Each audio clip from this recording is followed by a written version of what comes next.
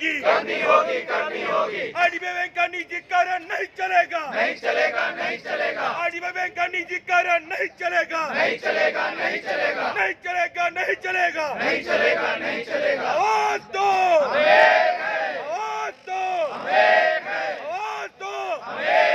निजीकरण धोखा है, धोखा है, धोखा है। आदाब, नमस्कार। मैं अब्दुल कलाम, आप देख रहे हैं द कलाम न्यूज़। आज आईडीबीआई बैंक वाले जंतर मंतर पर धरना प्रदर्शन कर रहे हैं निजीकरण को लेके। आइए इनसे कुछ बात करते हैं। क्या कुछ कहते हैं, क्यों आज का जो हमारा यहाँ प्रोग्राम है वो आईडीबीआई बैंक को लेकर के है कि आईडीबीआई बैंक के अंदर सरकार आईडीबीआई बैंक के स्टेक को सेल करना चाह रही है, और वो देश के भीतर ही नहीं, वो देश के बाहर भी जो फॉरेन इन्वेस्टमेंट कंपनी के माध्यम से इस बैंक में जमा पूंजी को बेचने का निर्णय लिया है।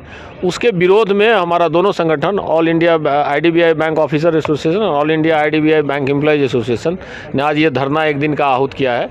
इस धरना के उपरांत हमारे दोनों राष्ट्रीय सचिव कॉमरेड विठल कोटेश्वर राव जी और हमारे एआईबीए के रत्नाकर वानखड़े जी, दोनों नेतृत्व हमारी जाएगी, दीपम सेक्रेटरी से मिलेगी, उन्हें ज्ञापन देगी, और आईडीबीआई के अंदर बैठे हुए सारे अधिकारी कर्मचारी का जो सेंटिमेंट है इस बात के विरोध में, उसको ले जा करके रखने का काम होगा। और हम लोग इंतज़ार करेंगे कि सरकार के मूव का, और within 15 days we will again sit, और हम लोग फिर अपना संघर्ष की रणनीति तैयार करेंगे और किस तरह से इसको बचाने का काम किया जाए इसके लिए करेंगे। जी जी सर, क्या कहना चाहेंगे? नमस्कार, मेरा नाम विठल कोटेश्वर राव है। मैं all India IDBI officers association का जनरल सेक्रेटरी हूँ। सेंट्रल गवर्नमेंट और एलआईसी दोनों जैसे आईडीबीआई बैंक एक गवर्नमेंट बैंक को बेचने के लिए कोशिश कर रहे हैं। हम इसको विरोध कर रहे हैं। आज जंतर मंतर में हमारे साथी केरला स्टेट से, कर्नाटका, तमिलनाडु, तेलंगाना, आंध्रा, महाराष्ट्र, ओडिशा, उत्तर प्रदेश, हिमाचल प्रदेश, पंजाब, चंडीगढ़, बहुत सारे स्टेट से हमारे साथी आए हुए हैं। ये पहली बार ऐसा हो रहा है कि एक गवर्नमेंट बैंक को प्राइवेट और फॉरेन इन्वेस्टर्स के हाथ में बेचने के लिए कोशिश कर रहे हैं। इससे जो काम कर रहे हैं नौकरी को खतरा हो सकता है। इसके साथ साथ जो डिपॉजिटर्स हैं, 2 लाख करोड़ का डिपॉजिट्स हैं आईडीबीआई बैंक में, और वो डिपॉजिटर्स हैं आप जैसा मेरे जैसा जो कामकाज कर रहे हैं, उनका मनी है। वो ऐसा नहीं होना चाहिए कि कुछ चंद हाथों में नहीं जाना चाहिए।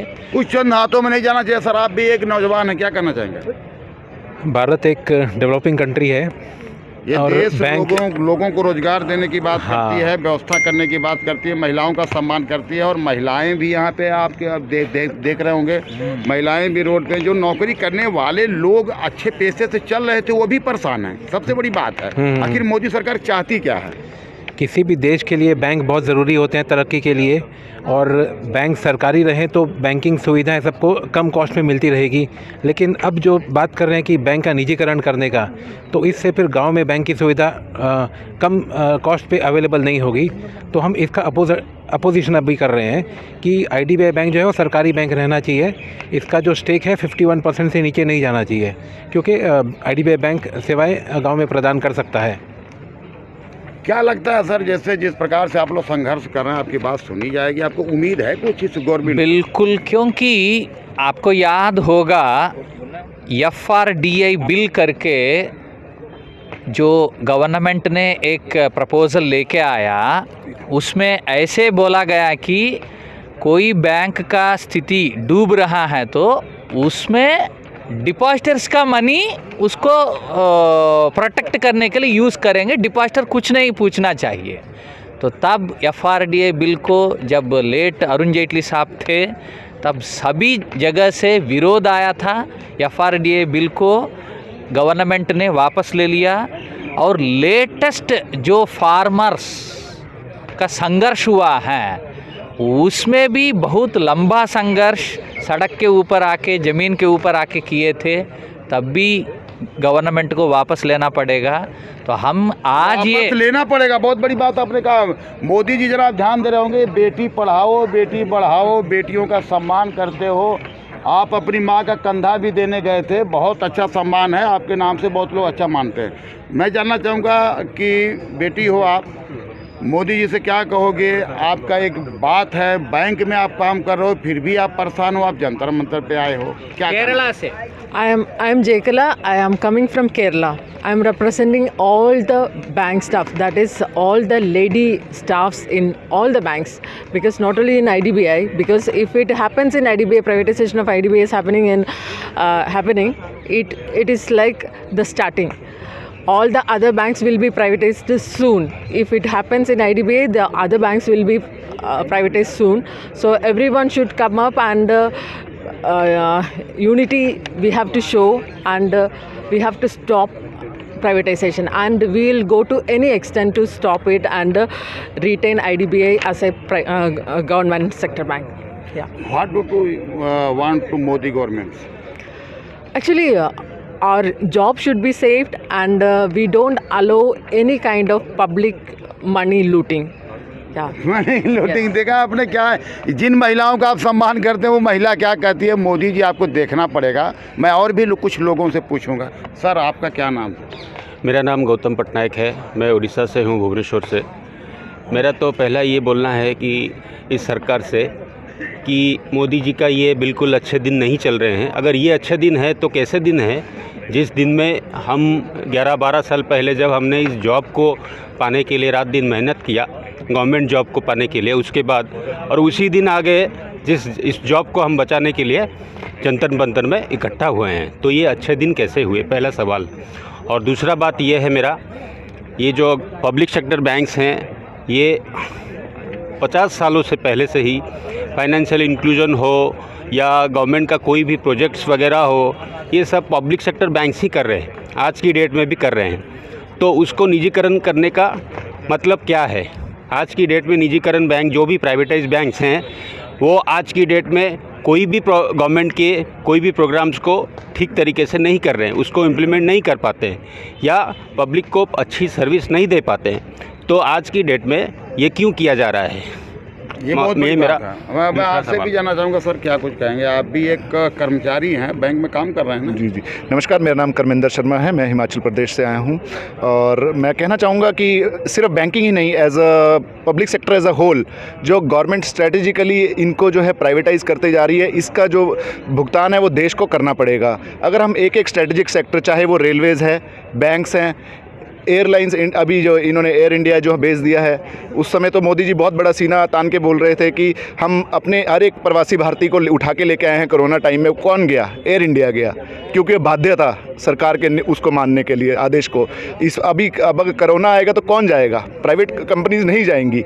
ऐसे ही हर एक स्ट्रेटेजिक सेक्टर को अगर हम बेचता जाएंगे तो देश के लिए जो आगे का समय है बहुत ही मुश्किल होने वाला है। बैंक्स के साथ साथ बाकी सब पब्लिक सेक्टर्स को भी बचाने की ज़रूरत है। अपने लिए तो हम आवाज़ उठाएंगे ही, किसी और पे भी जब भी खतरा आएगा हम हमेशा आपको खड़े मिलेंगे। बहुत बहुत धन्यवाद। सर आप भी ये धरने में आए हैं, क्या कहना चाहेंगे? मैं सर केरला से आया हूँ। हम पूरे भारत से आए हुए हैं, सारे भारत से एक रिप्रेजेंटेटिव आया है अन्य अन्य राज्यों से। हम लोग पिछले कई सालों से जी जान से लगे हुए हैं। इवन कोरोना टाइम है, इन्होंने बोला कोरोना टाइम जो भी हो, इवन सरकारी लोन देना है, मुद्रा लोन देना है, प्रधानमंत्री स्कीमें चल रही थी इतनी सारी। हमने घर घर जाकर, रोड जाकर, गली गली जाकर हमने प्रधानमंत्री की जितने भी स्कीम्स हैं वो सारे किए, लेकिन हमको एक धोखा दिया जा रहा है। हम लोग इतना जनता के लिए काम किया है। मोदी सरकार बैंक को भी, बैंक कर्मचारियों को भी धोखा दे रही है, बहुत बड़ी बात है। जी नमस्कार, मैं ब्रिजलाल हूँ और मैं भूतपूर्व वायु सैनिक हूँ और भारतीय फ़ौज में सेवा करके मैं एक गवर्नमेंट सरकारी बैंक में पब्लिक सेवा के लिए ज्वाइन किया था। जो मोदी सरकार, एक तरह से मुझे लगता है ये धोखा ही हुआ है मेरे साथ, क्योंकि अगर मैं प्राइवेट सेक्टर के लिए अगर वायुसेना से अगर परमिशन मांगता तो वो हमें नहीं छोड़ते, क्योंकि वो हमें इस तरह से नहीं जाने देते। लेकिन मैं वहाँ से परमिशन लेकर के आया था एक गवर्नमेंट जॉब करने के लिए। लेकिन ये देश के प्रधानमंत्री बैंकों को बेच रहे हैं। किनको बेच रहे हैं? किसी प्राइवेट प्लेयर, फॉरेन कंपनीज़ को बेच देंगे। आगे हमें कैसे क्या हाल होगा, हमें इस चीज़ का, सभी कर्मचारियों, अफसर, एम्प्लॉइज़ को इस चीज़ का डर है। तो हम आज पूरे देश से लोग यहाँ आकर के जंतर मंतर पे धरना दे रहे हैं, विरोध प्रदर्शन कर रहे हैं कि हमारी जॉब सिक्योरिटी को, हमारी जो 17,000 एम्प्लॉयज़ के फैमिलीज़ को बर्बाद ना करें। बेटियों का हैं, आप बेटी बचाओ जैसा आपने कहा है अभी, तो हमारी भी बेटियाँ हैं जिनको हम पढ़ा रहे हैं, लिखा रहे हैं। कल इस उम्र में हमें जॉब से अगर प्राइवेट कंपनीज थ्रेट करती हैं तो हम कहाँ जाएंगे, यही हम आपसे जवाब चाहते हैं। बहुत बड़ी मांग इन्होंने किया है। जिस प्रकार से हिंदुस्तान की आम लोग, गरीब लोग मोदी जी से उम्मीद करते हैं, लेकिन आज खबर हमारी आपको कैसी लगी, लाइक कमेंट सब्सक्राइब जरूर करें। Thank you.